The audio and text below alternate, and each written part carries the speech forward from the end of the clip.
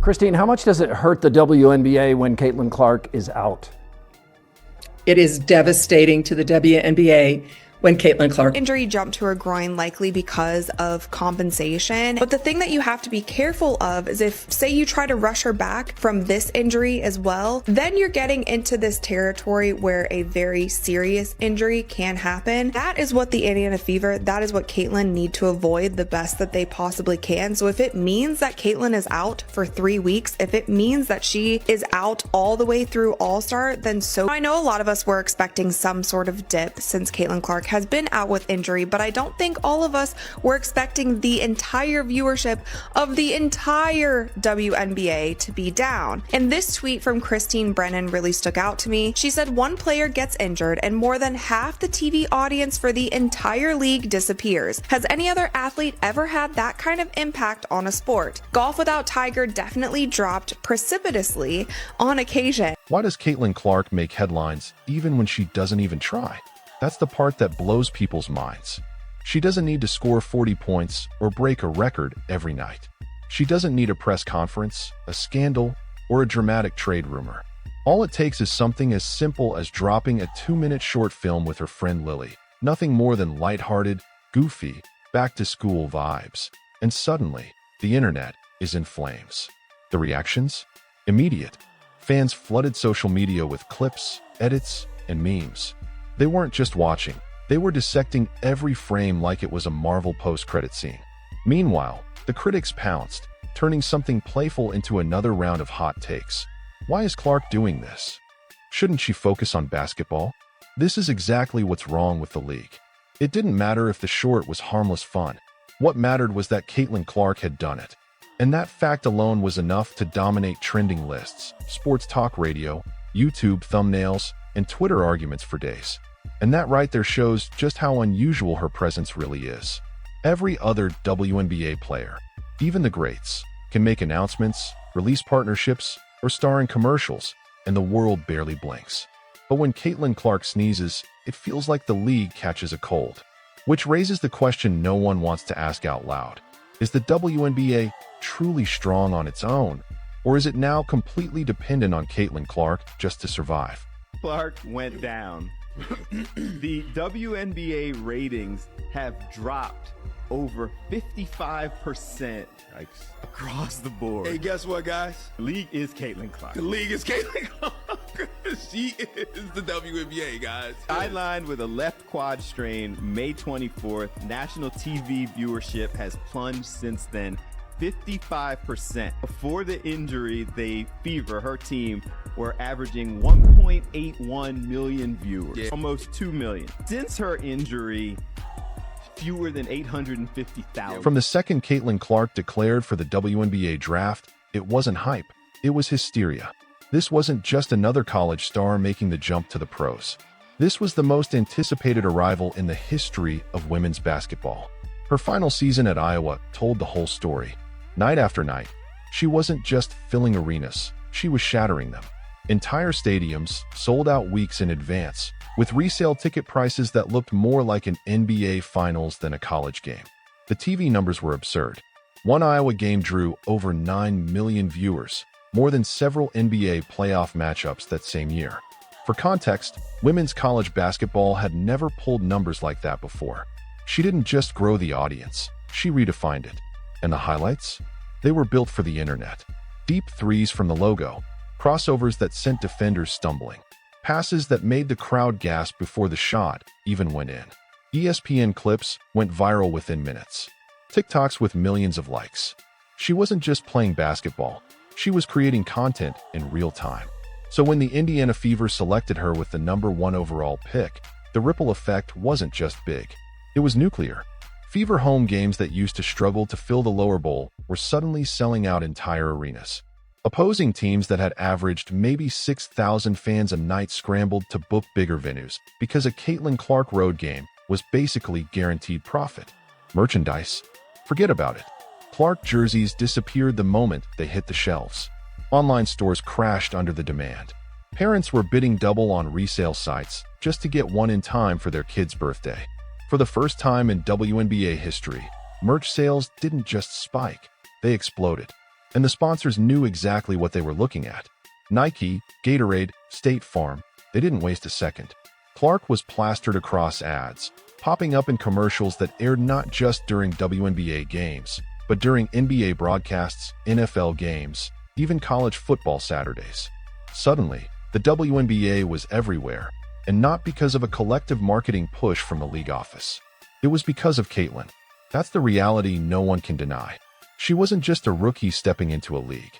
She was the headline, the story, the magnet pulling millions of new eyes to women's basketball. But here's the catch, and it's a big one. When one player grows bigger than the game itself, it creates a dangerous imbalance. The hype becomes both a blessing and a curse. Because as much as Caitlin Clark was elevating the WNBA, she was also becoming its crutch. And no rookie, no matter how talented, should have to carry that kind of weight.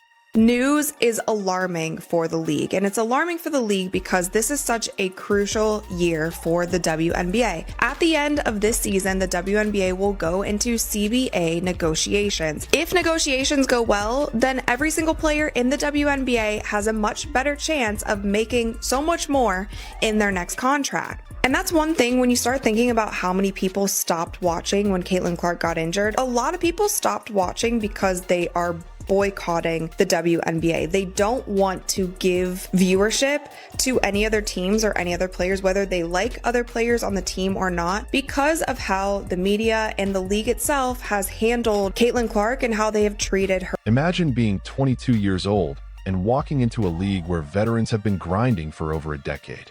And yet, every single broadcast, every social media post, every ESPN headline revolves around you. That's the world Caitlin Clark stepped into. On one hand, the support was undeniable. Fans treated her like a basketball messiah, the one who would finally give the WNBA mainstream respect.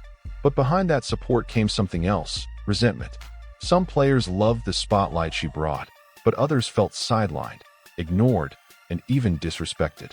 Why was a rookie, who hadn't played a single professional game yet, getting more attention than league MVPs and champions?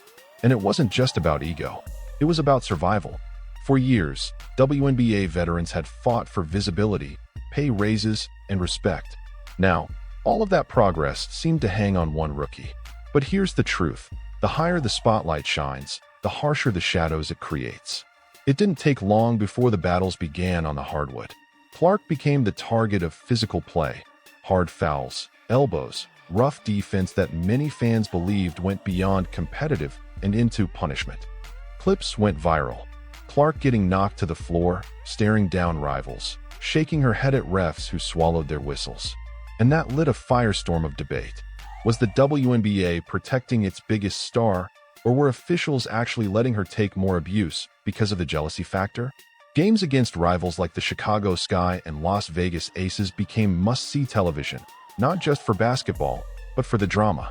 Every bump, every stare, every post-game quote added fuel to a firestorm of controversy. And if the battles on the court were heated, what came next made them look tame.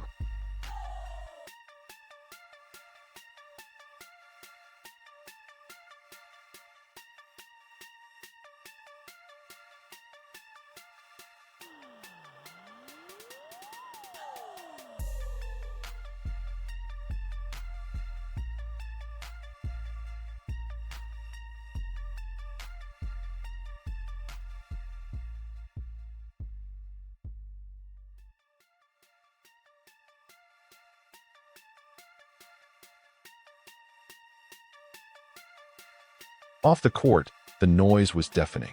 Mainstream media couldn't get enough of her. Entire segments on ESPN debated whether she was already the face of women's basketball. TikTok was filled with edits glorifying her or tearing her down. Twitter, or X, turned every missed shot, every turnover, into a trending topic. And then came the conspiracy theories.